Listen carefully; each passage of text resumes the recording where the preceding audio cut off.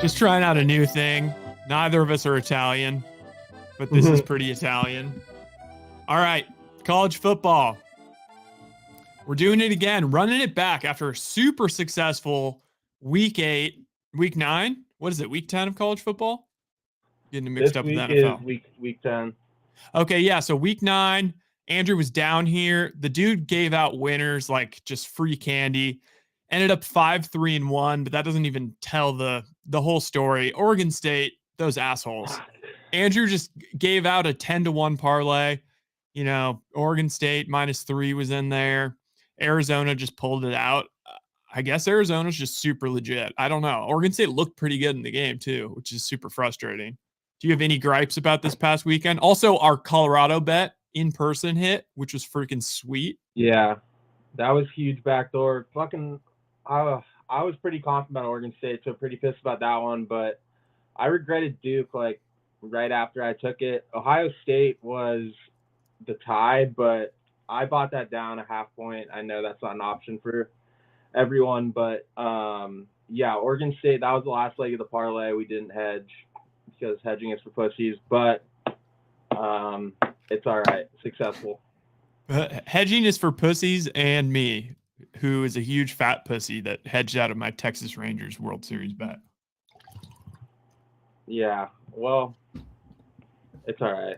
What can you do? All right, all we can do is we can just bring you more winners brought to you courtesy of Andrew Cassidy. All right, let's get into this shit. All I know is that Coastal Carolina better be involved somewhere because my God, you were so right on that team. They are. God, I bet them every week, so we'll do the same again. I'll get to that. So I told you this earlier, but there was a week like I think 6 weeks ago there were 7 top 10 matchups, but I went through this week and I think it's just as good, if not better. Might be due to the fact that like we're way longer in the season here and like these mean so much more. But these SEC games this week are fucking massive. We haven't really had that yet, or like a consistent, like across the board huge SEC week. So, and like Georgia's finally starting to play good teams. We'll see that. But real quick, wanted to start with this. So you've seen all this Michigan stuff, right? Yeah. So a pretty crazy development came out that I saw. So last year, Michigan played Ohio State. Ohio State came out this week and said they were cheating, hired a private investigator or whatever. So everything leading up to that game is going to be huge. Like they might start leaking information on each other before, like Michigan, I guess, has information on them. But apparently, so South Carolina apparently talked to Michigan last year. South Carolina, so this was like huge at the end of the year for the SEC. South Carolina scored 6 on Florida. That wasn't that good. And then the next week after they talked to Michigan, apparently they scored 60 on Tennessee and then beat Clemson. So there's a ton of rumblings about that. So there's rumblings that Harbaugh's leaking, or just Michigan as a program is leaking stuff to other programs? Yes. So like, wow. I respect it. Because it was on Tennessee, right? Because they were going to play Tennessee in the playoff potentially. Yeah. And then they gave it out to South Carolina, and South Carolina scored 6 the week before and then scored 60 on Tennessee the next week. And they scored 6 on Florida and then 60 on Tennessee. It was number 5. Wow. And it's this assistant coach. Like apparently he's like gone up to the rankings at Michigan, but he's the guy who buys the tickets for coaches, all the games, and they just record it with their iPhone. Damn. I mean, very Rick Pitino-esque, paying to knock out hookers. Yeah, we'll see. But everything leading up to that game in 2 weeks is just going to be great. So it's probably it might be 1 versus 2 also. So we'll see. But yeah, quick update on that. But we'll go into this. I picked 8 games. Whoa. Pause. This is random, but we must pause because I made that stupid Hooker remark. It just got me thinking, what did happen to Hendon Hooker? Where did he get drafted? He's on the Lions, bro. Really? Yeah. That's like, I kind of like want to see that. Like, Yeah, obviously, I love if he Goff, wasn't but behind the MVP. dude, Hooker and the boys. Wait, just talk on that real quick. I'm gonna reopen this real quick. Okay. Yeah, I mean, as far as like setups where in the NFL, a quarterback can come in and be successful. I mean, I don't really think there's a better option than the Lions. They have such a good offensive line, and then they have all those freaking weapons, plus the tight end. Damn. And now you see the way Will Levis is playing, and it's like, shit, man. I'm fully saying, like, if you're the Bears, take 2 quarterbacks next year. And that's what's so stupid about that Montrez Sweat trade is like they traded away an early second rounder. They could have easily just picked a first round quarterback and then picked another quarterback in the early second round. Where did he go in the draft? 3rd round. Ooh. Gamble. Yeah, I did not know he was on the Lions. I didn't even realize where he went in the draft, but like that's sick. He was sick last year. Him and Hyatt, that was sick. Dude, it was sick. Damn. Well, Tennessee has UConn this week, so we won't be talking about them too much, but fuck, they fucked up this year. But all right, we'll get into it. There's 8 games. All of them have at least have a ranked opponent in them, and then at the end I have like 4 extra picks. One of them's Coastal, just kind of including all those, and then I'll just talk briefly about the playoff, a little bit of Heisman updates on that from last week, and then 2 or 3 parlays at the end with some of these picks and some added. Dude, I have so much FOMO for not like taking any actionable advice about your breakdown of college football playoff because like Oregon, you could get at crazy odds. You were basically saying like Oklahoma's gonna botch it at some point. Yeah. They're gonna stumble, and Washington just looks like dog shit. So dude, it looks like, and then Oregon housed Utah. Oregon looks pretty good. The only thing was the Oregon State shit, but you know what? That was a long shot. That was a long shot. It was a long shot. Whatever. All right, get cooking. All right, so 9 a.m. slate is maybe the best of the day out of all the slates, which is super rare. First start with Kansas State going to Texas. Everyone's kind of talking about it. I'm going to speak it absolutely into existence. This Texas is on absolute upset alert. Kansas State has looked great. This line started at 5.5, moved all the way to 3.5. So Quinn Ewers is out, Texas starting quarterback. But that's Malik Murphy guy came in last week. He's pretty solid. Like he was like a top, I think, 20 recruit in the country. And then Ewers came in. Everyone thought he was going to transfer because they signed Arch Manning or like recruited Arch Manning to come in. And like he stayed at Texas. He beat out Arch like this year for that backup spot, came in, had a great game last week. I don't know if that will continue because like now they have film on him. There's 0 film on him. K-State only has 1 bad loss. And one of their losses is to Missouri, who's number 12 in the country now. They've been on fire recently. It shows that Vegas likes K-State here. I think like when a line moves that much that way, feels like they're kind of saving their asses. Cause if everyone threw like on 5.5 or 6, like it feels like they know it's going to be a super close game. On top of that, like, dude, I didn't realize I'm looking at their schedule right now. They haven't had 1 bad loss. They've lost twice. One game by 3 points at Missouri, and then one game by that's a great loss. Then 1 game by 8 points at Oklahoma State. Yeah, Oklahoma State's like they're 22. They should have won that game, but still, yeah, not a bad loss. That Missouri game was like overtime too, I think.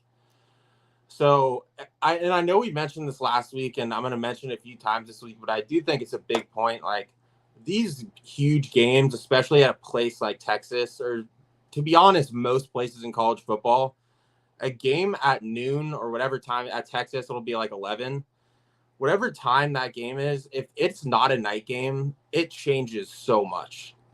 Like people at night games have all day to drink. Just being at a night game is completely different. The crowd's way louder, and especially a place like Texas, this being like a morning game weird fucking things happen in morning game. Like you've seen Florida State struggle. Like they struggled at Wake Forest, which we'll talk about like in an early game this year. Teams tend to come out potentially flat, like Texas, and I think they might. So this guy last week, Murphy, like was not good under pressure. Kansas State is like a top 30 defense, so I think they'll bring a bunch of pressure. But either way, I think they come out and expose this quarterback for his lack of experience. Like it shows a lot in college football. You've seen it with Carson Beck at Georgia. Like it takes time, no matter this guy's talented, but it takes time no matter what to get developed in a system. Like be in these big environments, win big games. And like Kansas State is no joke. So I think he's going to struggle a little bit. I think Kansas State for sure covers 3.5. I love getting them above a field goal. I think that's big. I think they lose by 3, maybe 2. But I think it's worth definitely sprinkling a little bit on the money line here. But I love Kansas State here. It's one of my favorites today. Love it. All right, next we'll go to Ole Miss A&M. So this game is in Ole Miss. This is my third favorite of the day. Ole Miss is better than A&M across the board. A&M has like 3 good losses, but just overall, like if you're looking at rankings, offense, defense, if you're looking at quarterback with Jackson Dart, like just across the board, they're just a better team. And like when I looked at this, I thought this line was going to be like -6. I looked like there's no injuries really, and like Texas A&M, everyone looks at them as a good football program, but if you look at it, they have not won 10 or 11 games more than twice in the last 20 years. Like they are an average football program, and the only time they've gone to like super relevance is when Johnny Football was there, and besides that, they're always an 8 or 9 win team. I think this line is completely disrespectful towards Ole Miss. Ole Miss has hopes and aspirations to get to an SEC championship game because Bama and LSU play each other, and the loser of that's going to have 2 losses in the SEC West. And then you have Ole Miss, who has 1 loss. So they can sneak in, and I just don't – there's no way this is a let-up game. This is still a huge SEC game. They're at home. They scored 20 points. Like, I don't know. The cash is split on this, which makes me feel better. I thought this would be, like, overwhelmingly towards Ole Miss.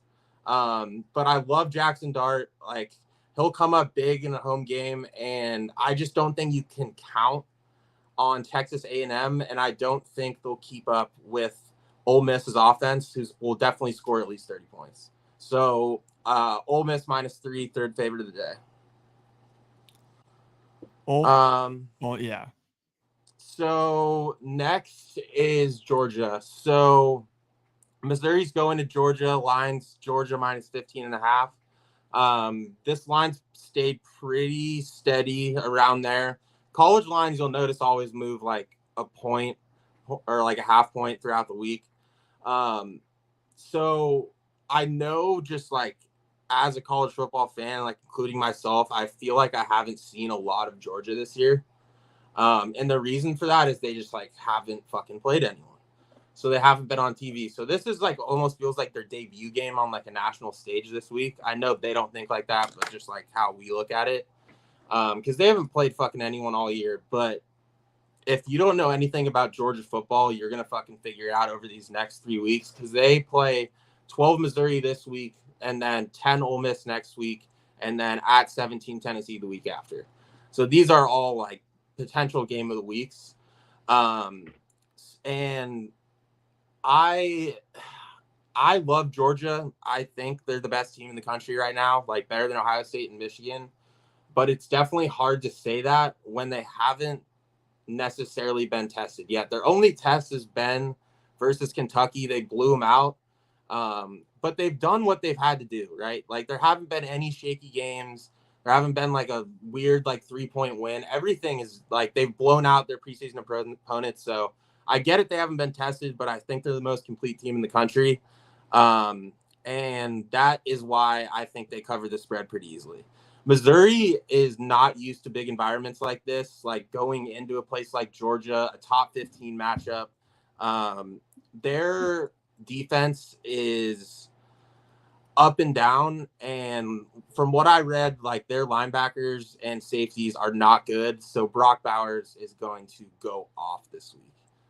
They're good on the outside, like corners from what I read. So like look for Brock Bowers, take every single prop this week. I think he goes off, and Georgia's defense, like I mentioned last week, it's slowly getting better because we're used to like them now in the last like 3 years with them having all the success. They like their defense reminded me the last 3 years of a defense like Bama has had, just complete dominance across the board. But they're slowly starting to get into that, and that's just due to coaching. I don't like some people look at this and like, okay, you have Ole Miss and Tennessee, like you potentially looking ahead to those games. I know that Missouri's like 12 and Ole Miss is 10 and Tennessee's all the way to 17, but just looking at games like Ole Miss and Tennessee are bigger games. They're more rivalry games, and like Missouri historically just has not been that. So some people are saying, oh, this is like a look, this could potentially be like a look ahead, whatever. There's like opportunity for look ahead games, but when you have a really good coach like Kirby Smart, he doesn't fucking let that happen. So I think they come out like Missouri, they are not battle tested and they are not used to going in. So, I mean, they're going to walk in and they're going to get hit in the mouth pretty quickly. And like Kirby Smart, I trust that guy as a coach more than anyone to have his team ready, especially against Missouri. And Missouri, like I said, their defense is shaky. Their offense will keep up. I think maybe scare them a little bit in the third quarter, but I think Georgia rolls and covers this 15.5. Probably wins by like 18-20. All right, next we have Florida State, who slowly, so they're at Pittsburgh. This is kind of, this is an easy win, but this is more just talking about Florida State. So I kind of mentioned it last year. Jordan Travis, I told everyone to throw a future on him to win Heisman. So Florida State the rest of the year, one second. Florida State the rest of the year has, so they're undefeated. They have Pitt, Miami, North Alabama, and Florida. So 4 unranked teams. They're already 8-0. They're going to roll through that, and then they're going to play in the ACC championship game, and that's going to be against, I would guess, Louisville right now. Here's the thing, though. Like, they beat LSU, they beat Duke, and this Heisman bet is going to look better and better every week because they're playing unranked teams. They're going to beat up on him, and he's just going to start padding his stats. And when you go into a Heisman like race and you are undefeated with top 10 stats in the country, your team's going to the playoff, wins the ACC championship, which I think they will, that case gets a lot stronger. And you'll see it like Bo Nix, his shot up this week because of a big win. But these big teams are going to start to lose. Like, for example, like Washington, I assume is going to take an L here pretty soon. Like, there goes Penix. If Michigan loses to Ohio State, there goes McCarthy's stock. Like, the Heisman odds change super rapidly. Like, I don't remember what Bo Nix was last week, but now he's like, I think 5th. So watch out for Jordan Travis. Like, it already got better this week. It's going to continue to get better without a loss. And then if you're watching this week, look at Keon Coleman. He transferred from Michigan State on the outside. I think probably the best receiver in the country. You'll probably see him go like top 15 in the draft, I would say. But my favorite bet right now for Heisman and my second favorite bet behind Georgia to get into the playoff is Florida State. They have such a clear path. It's like as long as they don't fuck up, but like they've beat up on every team this year, beat LSU. Like, they've had huge wins. So all aboard the fucking Florida State train this year. And I think they cover 21.5 against Pitt, even though it's in Pitt, but whatever. Do you get scared at all? Doesn't Pitt like usually upset somebody every year? They're just so ass this year, I guess. Yeah, they're extremely bad. And I don't worry about Florida State. They could have like one weird game, but like, I don't know, beating LSU and Clemson and Duke already pretty easily. The one that was like, if he was Clemson, but that was at Clemson, so I'm not too worried about that. All right. But yeah, right now, Jordan Travis is plus 800, and that's 5th to win the Heisman right now. So ahead of him, you have Penix, McCarthy, Jaden Daniels, and Bo Nix. Like Jaden Daniels loses this week to Bama. Bo Nix, I could see that stock continue to go. McCarthy could lose against Ohio State, and Penix could lose this week, which has huge potential against USC. And then they also still have to play Oregon State and someone else. So iffy. Like, and then you're betting on too, like if McCarthy doesn't get to the college football playoff, doesn't get to the Big Ten championship, which will happen if they lose to Ohio State. If Penix loses once, they don't get to the Pac-12 championship. And the reason I say this is that's a whole extra game of stats, and just just being on national TV. So I still like Jordan Travis. Bo Nix is starting to scare me, but I think he was at like 1,600 last week, and he's plus 600 right now. Damn. Yeah. What about Harrison? Harrison's plus 1,300. I think that is unrealistic at this point. Like, he would have to have one of those games where it's like 250, 3 TDs. I don't see it. If they're putting Jaden Daniels ahead of him right now, who's on like a 2-loss LSU team, and that's so like his is strictly based off stats, right? Because like 2-loss LSU team, like, because he's leading the country in passing. So like, if you're just going off stats, like you have him, like they're the two stat guys, and Jaden Daniels like is 450 versus plus 1,300. I think even with Ohio State beating Michigan, I don't think it's enough. It'd be a good story, but like he'd have to have over the next 4 games, he'd probably have to have like 8 touchdowns, I think, which who knows. But Ohio State's schedule is easy. Well, we'll see how much respect they give him like after a big week if he has it. But is USC falling? Does Caleb still enter the draft? Yes, Caleb's going to the draft, no doubt. I think you're going to get to that game at some point. Yeah, it's coming up after this. So next is Kansas, Iowa State. So Kansas coming off a huge win at Oklahoma. I worry that Kansas maybe showed everything they had against Oklahoma.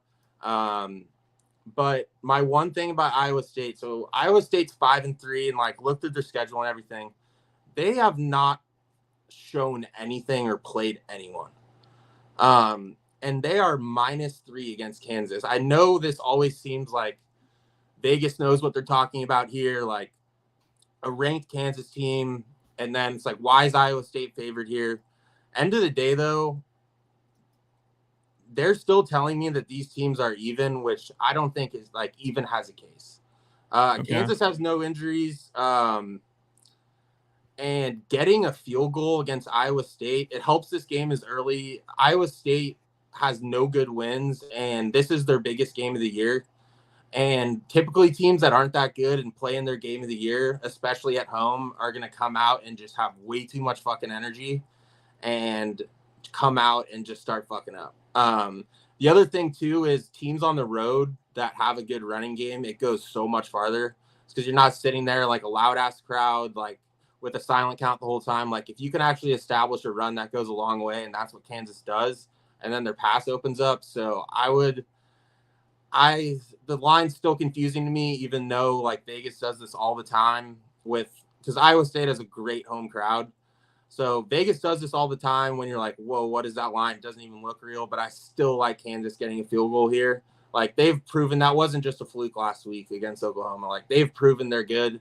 And yeah, like I mentioned, having a good run game on the road is big. So I think they cover that. I would want to say that is my favorite bet of the week, but because of where Vegas put it, it makes me fucking nervous. Like if that was even, I would like it more, but just because where that line is just freaks me out. But yeah, Kansas +3. All right, now Washington USC. I fucking love SC here. I love it. Really? Yeah, I love SC here. This is kind of going towards my narrative of like, fuck Washington, but here's the thing. Washington has not looked good. Like, they played against Arizona State at home, barely won, and there was like it took a pick 6 to make that happen. Then Washington comes out again last week, and it's like, you don't look even remotely like a top 5 team. And it's weird because when USC did that at the beginning of the year, when they had non-convincing wins, like they started to fall back in the rankings. And I don't really give a shit about the rankings because they're all over the place. I mean, they mean more now because college football playoff rankings came out last week. But just in general, even in the AP poll, it's like, why aren't they falling back? And that just shows me like they're not as good as a team as you think. Okay, the reason I like USC is I know everyone's like, okay, Caleb doesn't care, all this bullshit. You know what? He does, because he still wants to prove he's the best quarterback in the country, and he's facing what he thinks is the number 2 quarterback in the country. On top of that, they can beat Washington and completely knock them out of the college football playoff. At the end of the day, dude, like these guys play football, like they still want to prove it. Like to them, it's like, okay, if we're not going to make it, fuck Washington. And like the whole narrative, like if Penix goes in and destroys Caleb, this might sound ridiculous, but is there going to be talk that Penix goes above Caleb in the draft too? Like I could see some of that happening.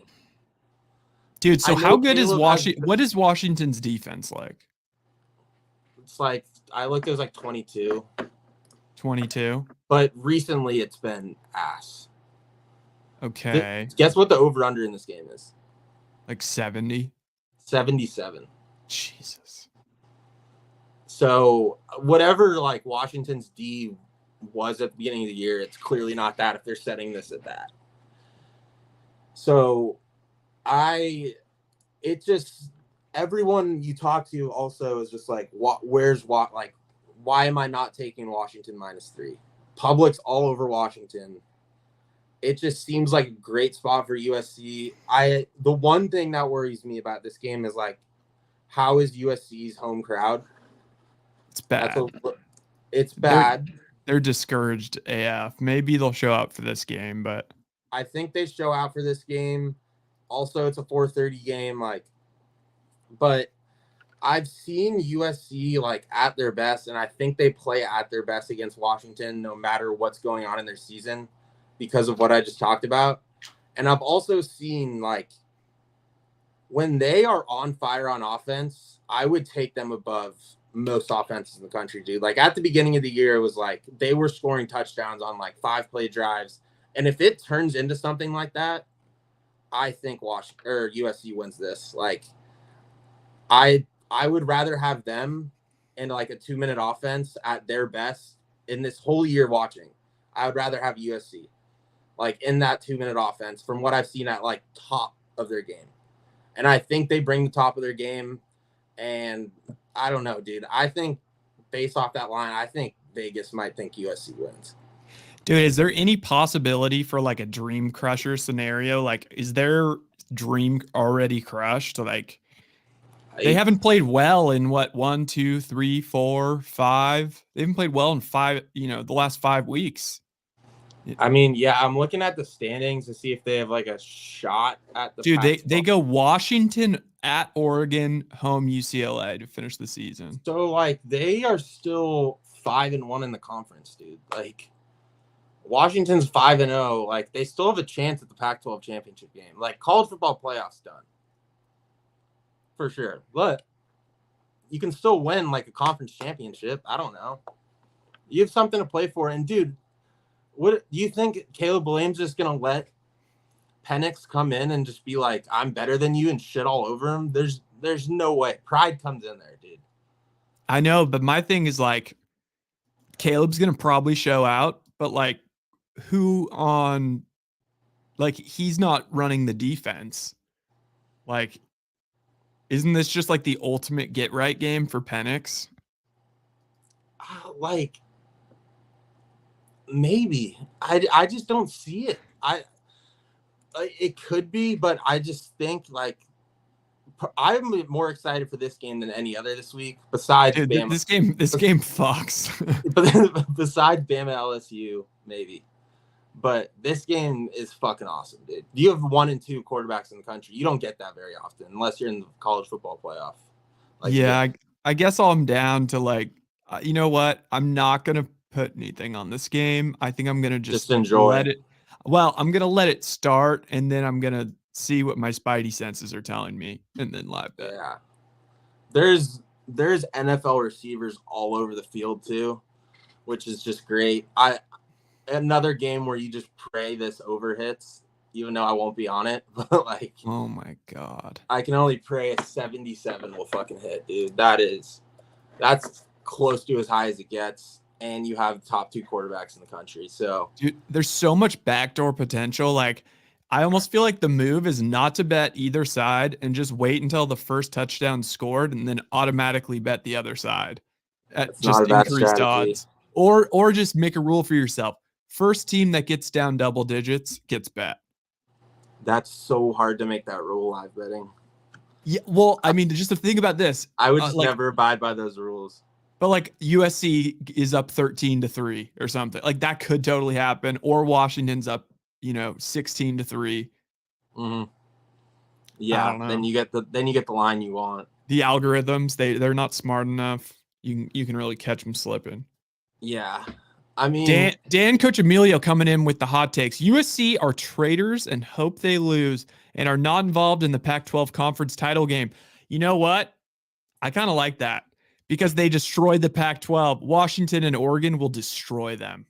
So do you hate UCLA too? Because they both left at the same time. UCLA, like, I don't really hate because, I mean, well, I guess my sister went to both, but it's really, I don't know. USC is just like kind of the evil empire. Like the fact that they spent so much money on that roster and like Lincoln Riley and all of this stuff, and they're still just like kind of the same old USC. Like they're really just like the 4th best team, Yeah. I mean, he won't fire his buddy as defensive coordinator. Like that's number one. I still laugh at them because it feels like Texas, what Texas does every year, but yeah. Texas seems to have figured out, so maybe give USC another year or two. This is only Lincoln Riley's like 2nd or 3rd year, so like I know it's the transfer portal and stuff, but like that's still putting everything on a pretty small timetable for your 10 years as a head coach. I will give him that. I still laugh when USC does this shit every year though, so like I'm not like huge pro USC. I just love them this week. But UCLA left at the same time as USC, and this is the Pac-12's fault also. Like they're so bad. Like my biggest thing that was just like a nail in the coffin is like people were trying to watch USC games at the beginning of the year and other games on the Pac-12 network, and like you can't even stream the Pac-12 network. Like how can you expand your brand nationally if people are wanting to watch your games and aren't able to do that? That was like the last like step when it was already over. I was like, you're just shooting yourselves in the foot here, and teams are going to go to money, and they weren't producing enough money. So I don't blame them. And if anything, college football, the amount of big games now during the regular season that are going to happen, I'm going to miss the Pac-12 more than anything, but I just accepted the fate of it. Cause like once USC left, I was like, this is not going to end well. Cause if anything, like they were just waiting for one team to do it because they all wanted to fucking leave. Dude, and in UCLA is like UCLA, they've got a good brand. Like I feel like they are like the good guy of the 2 LA schools. Mm-hmm. But just the UC system in general, speaking from a guy who went to a UC, like it's kind of fucked up. Like they really botch it as far as like they're such good academics and all of that kind of stuff, but they just don't put enough into the sports programs and all of this kind of shit. And I'm pretty sure UCLA was working at a massive deficit because all of these fucking college programs, they get a budget every year and they make sure to spend that entire budget so that the next year it gets approved again, or if anything increased. And so they had nothing in savings. And then when like COVID hit and the UCs all kind of shut down, UCLA was left just absolutely effed. So I don't know. I mean, I guess I'll enjoy the Big Ten new situation, but Big 12 now even too. Like Big 12 too. There, Arizona State, like yeah, dude. I know. I kind of like it. Like I like now that Arizona's good. Arizona State's been a little bit better. I actually could kind of see them doing that. So is Cal and Stanford, are they going to the ACC or what? Yeah, ACC. Bro, what is going to happen for basketball? I don't like it for basketball. Dude. It's going to be weird. Having Cal and Stanford in the ACC for basketball is bad. Dude, And Cal and Stanford, the funny thing is like no one wants to like they're going to be ass in football, ass in basketball. They're going to perennially be at the bottom of the ACC. But the funny thing is like those are the two schools that like get the most championships. Like bring the most championships to the Pac-12 because they're so cracked out at like water polo and all of the random shit no one cares about. No, it's crazy though because like everyone was shitting on the Big Ten move. So Thanks, everyone's Jim. like, oh, USC going to like Rutgers and Penn State and stuff. It's like, what about that is wild. Yeah, but what about Cal and Stanford going to like Wake Forest and like Clemson and like the south of Florida, dude? And that is on a way more consistent basis because they're the only like West Coast team. The thing about the Big Ten is like a lot of the time USC and UCLA are going to be going to the Midwest and all the way to the East Coast, which is a huge difference. I went to school in the Midwest. Like flying to the Midwest versus the East Coast is a big difference. Also, that's another hour change going to the East Coast. Every single game that Cal and Stanford is going to have is going to be in an Eastern time zone. There's not one team besides them two over here. Like, they're going to spend so much time just over there in general. Like, that travel for, like, small sports, that's why I didn't think it was going to happen. So I'm like, how the fuck can you afford that? Bro, even, like, yeah, like, just even stuff that's, like, does well, like girls volleyball, like, how are you – that's just so much money. And so much. But it's kind of a good home field advantage, I guess. Yeah. It is. Like, just the fact that you got to send it. Also, like – because it goes the other way, too. It's like they don't travel much all year, and it's like, fuck, we got to go to California. Well, yeah, it's kind of like you see it every year in Patriots Dolphins. Like, not so much this year, but in the past, like there's a big advantage to like going from cold weather New England to like have to go play in Miami. Like the change in temperature, plus like the factor of like, oh, I'm in Miami. Like, we have to go out Saturday night. Like these fools are all like all these like Big Ten rich ass, like they're all gonna have sick ass deals. And they're going to want to come out here and bang a bunch of Instagram models. Like you saw the Colorado kids, like they were on the floor of the Lakers game. Like every time they come out to play USC, UCLA, it's going to be a whole scene. I didn't think about this aspect though. This is kind of dope.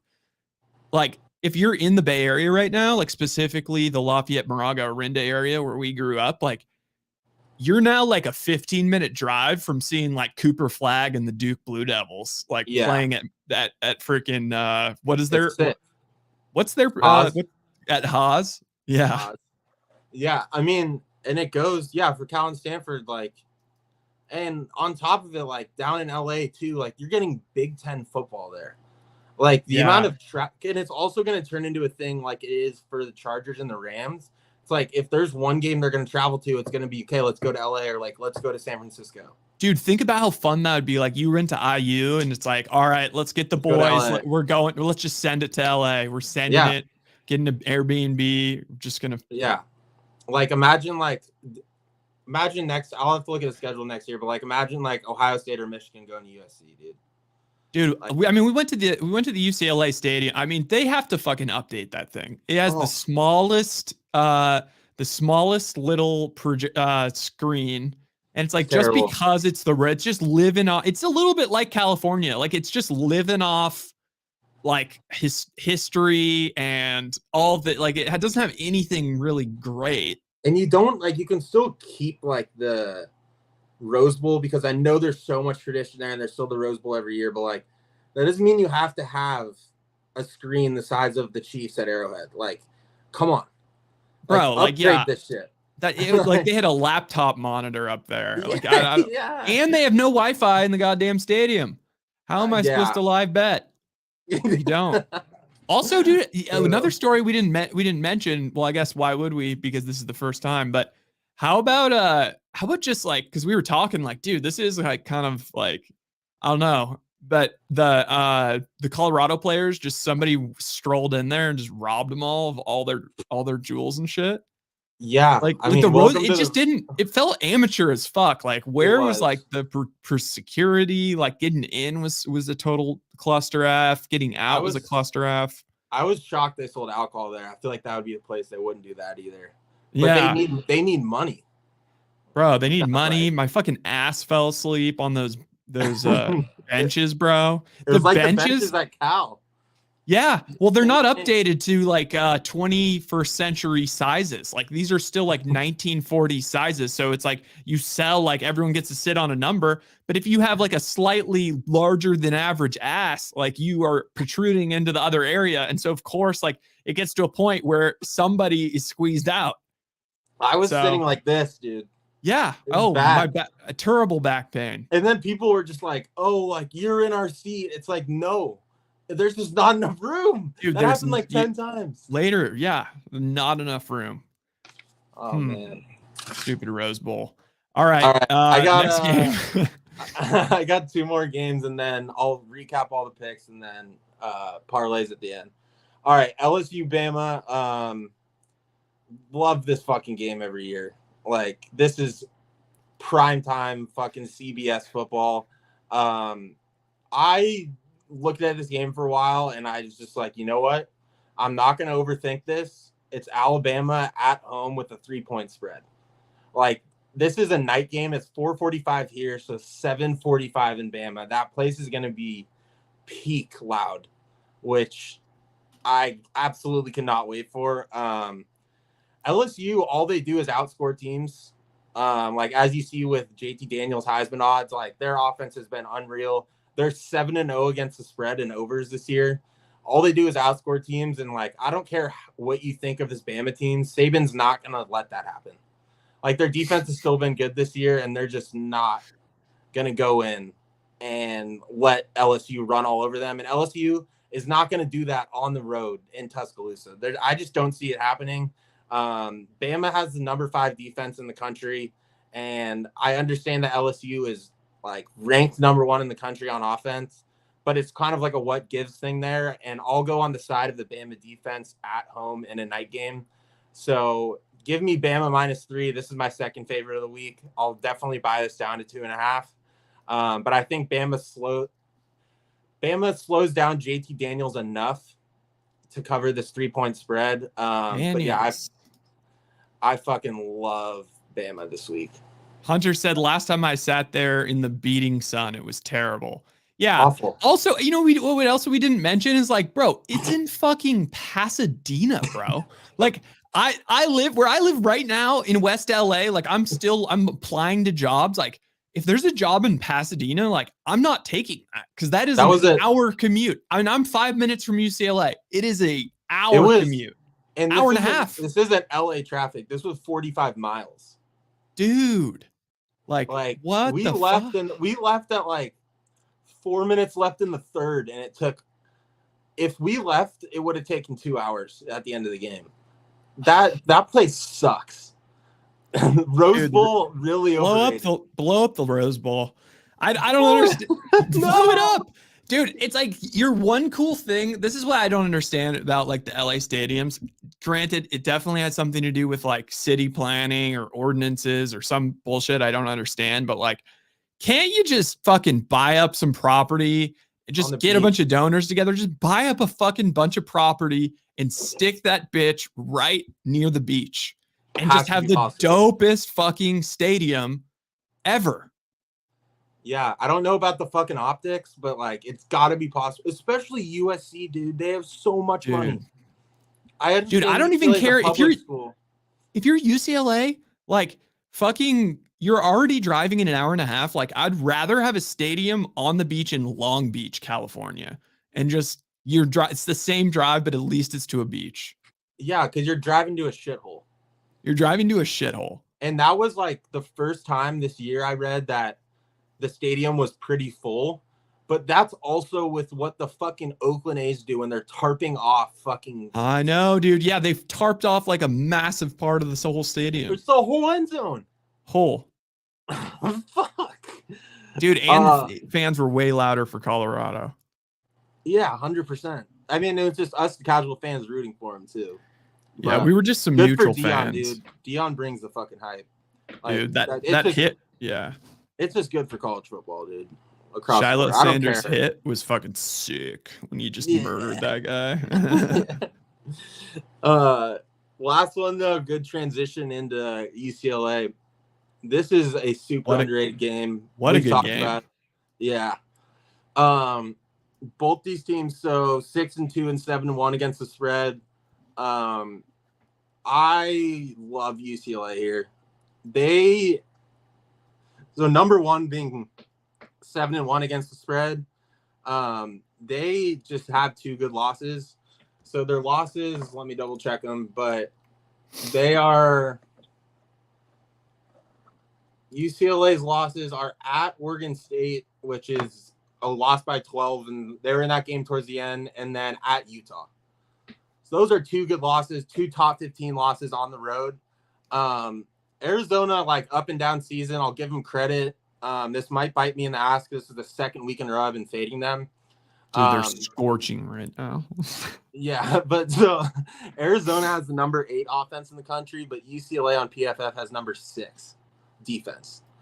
So it's another thing of like what kind of gives here, but UCLA still has a good offense, and Chip Kelly has run this, like he was the start of this like spread, like crazy spread offense that Arizona is running right now. Like he was the one that started out at Oregon. So like my thoughts are, if anyone knows how to slow it down, it's Chip Kelly, because he's been doing this offense for so many years.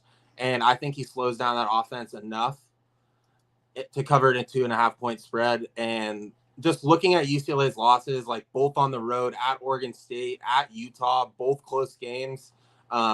They can play in any game too. Like they played in a Utah game that was all defense. Their defense held up against Utah's. That game was 14-7.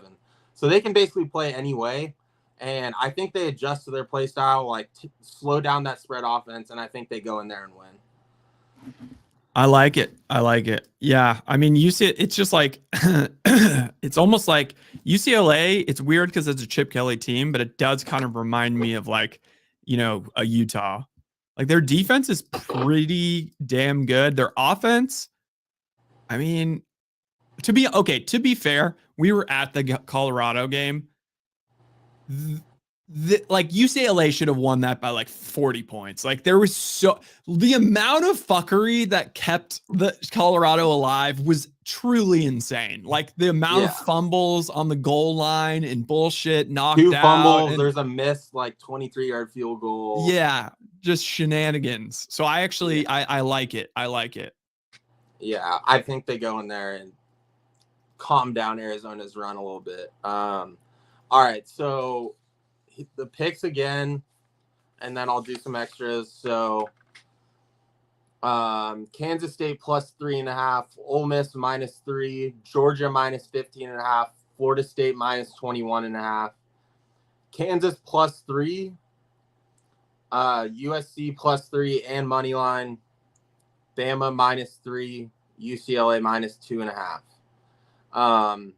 So I'm gonna add these. These are the teams I bet on or love to bet on all the time. So Coastal is -1 at home. Love that. Air Force is -17.5 against Army. Air Force is one of the best receivers in the country. They're undefeated. And Army, I've watched them in a game where they had 3 yards in the first half, so I think they fucking roll them.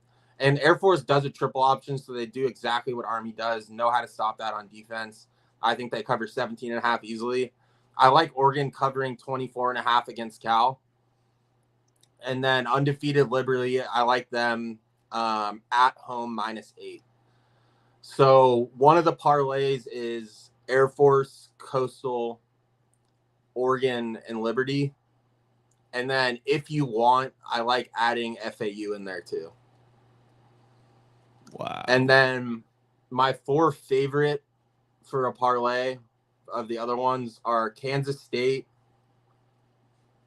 FSU, Bama, and then Kansas. All right.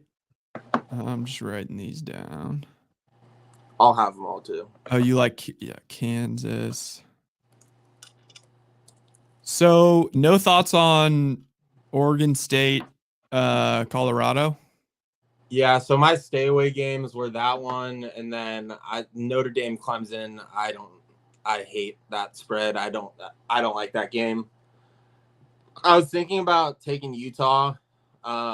Arizona State's like so inconsistent this year that I just don't want to touch that game either. And Utah's coming off a shitty loss. It's like, I don't know if they're going to come back and like come out hot after that shitty loss against Oregon, but that's a pretty fucking demoralizing loss they just had at home. So like that game is super shaky for me too. And then the other stay away was Oklahoma State. Oklahoma 6-point favorites on the road in Oklahoma State. I like Oklahoma because it's a day game, but still like Oklahoma State, like Stillwater is one of the hardest places to play. I would say top 15. So that game's iffy. And then also people like Maryland this week at home against Penn State. I don't love it. 8.5 seems like not enough against Penn State. Penn State's still 7-1. People want to write them off or whatever. Their one fucking losses to Ohio State. Like, I don't think that's enough. I was thinking about if I would, I'd go Penn State. And then the other one, like Michigan's 32-point favorites. The Colorado game, it's same thing like with Utah. It wasn't as bad of a loss that Oregon State had, but pretty demoralizing loss considering like once you get your second loss, it's just officially like no college football playoff. Like hopes and dreams come to an end. So teams respond differently to that. I think like with them, people still want to just beat fucking Colorado because of how like annoying they are. So like maybe like right into that. The one thing in that game is Oregon State will have 300 yards rushing probably. So if you can get a prop on Martinez, their running back, take that. I probably will do that now that I'm thinking about it. But like Oregon State's huge up front. So I don't like, if they didn't have that demoralizing loss last week, like I think this would be like fucking 20 or something. I don't know. I don't really understand this one. Like Colorado at the end of the day, like no matter home or road, it's like, you don't have an offensive line or a defensive line. And Oregon State is one of the best offensive lines. I kind of like that more than I'm talking about it. Yeah, because like watching the game, like they call again, it's the inverse of the UCLA. Like Colorado should not have covered, and their offensive line is shockingly bad. I didn't realize that's why they run that screen pass every time. Like they can't even run the ball. They can't do really anything. Yeah. They did change play callers, but I don't think that's going to affect anything. No, it's crazy too because Oregon State, like their offensive defensive line is like their strength of their team. Like I know they have like Ugalungale, but they're better when they run the ball and they do that, and they're gonna run all over Boulder. Ugalungale. Okay. All right. I like that more than I talk about it. Yeah, that I like that too. But yeah, that's everything. Damn. All right. What about do you have any like futures that you're fiending for? I like Jordan Travis more, like I said. Bo Nix, the value right now is pretty shitty.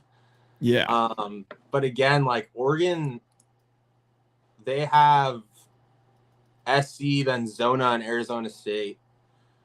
Or sorry, they have SC, Arizona State, then Oregon State. The Oregon State game's huge, but it's at home, so you assume that they win all those. That's only going to go up. So if you want to get it at its best, I'd say get it now. Yeah, but you know what I kind of like? I'm looking at the championship odds. So Georgia's 3-1. I kind of like putting Georgia's 3-1. Michigan is plus 275. I kind of like maybe sprinkling some on Florida State at 6-1 and some on Ohio State at 7-1. Yeah, and I like Oregon at 1,400, dude. You think they could win the Natty? Oh, winning Natty or getting in? Winning Natty? Yeah. No. I like those two though. I mean, it's like those two or Georgia. I like Georgia the most right now. This will show like what they really are. Like if they come out this week and because I don't think their odds are going to change that much, like with a win this week. But depending on how they look, will like kind of show you like who they really are because this is really their first test of the year. Like if they're going to show up, the game's at home too. So like if they go ahead and win, I don't think like betting Georgia now versus after this game is going to change that much. But like in my eyes, I think it'll show like how real they actually are after this week. Sure. Because I don't think those odds are going to change that much. Okay, well, good shit. But You I have was anything saying in I the like NBA? the last one. I just like Oregon to make it at 1,400. That's great value right now. Yeah, that's great value. I would have liked it a lot better last week, but it was at like 18 to 1. Yeah. Yeah. Brutal. All right. Well, good. Let's yeah. Hopefully the record continues and you're like 10-4. Yeah. Oh wait, no, it'd be like 12-4. I'll quote tweet your tweet with my record, even if it's bad. Fuck yeah. That's the integrity we like here. Do you like anything at for tonight's NBA action? Not really. Some Dude. guy I had likes the Nuggets at 6. Huh. I kind of like maybe Chris Paul, like do some crazy Chris Paul 11 assists. That game's gonna go over probably. Chris Paul to have 11 assists and 5 rebounds pays out at plus 850. Let's do it. I might even add one more in there. Like if we can get like Peyton for steals or something. Peyton. What do you have? His assists and what? Oh, dude, because that's free. His assists and what? Okay, Rebound? this is Chris Paul will have at least 5 total rebounds and 11 assists. And Gary Payton will have 1 steal, pays out 150 to 1. Woo. Peyton was rebounds? Payton to have 1 steal. Oh, that's shit. minus 140. Yeah. Chris Paul to have 5 total rebounds plus 112. And Chris Paul to have 11 assists, which is plus 420. Yeah, I'm down. All right. The Chris Paul special. Let's go. We're huge Chris Paul guys now. I'm a huge Chris Paul guy. All right. Well, with that, go Dubs. And I'm stoked for this weekend of football, dude. So many good games. So many good games. All right. Thanks for doing this, Andrew. All right. Peace, brother. Later.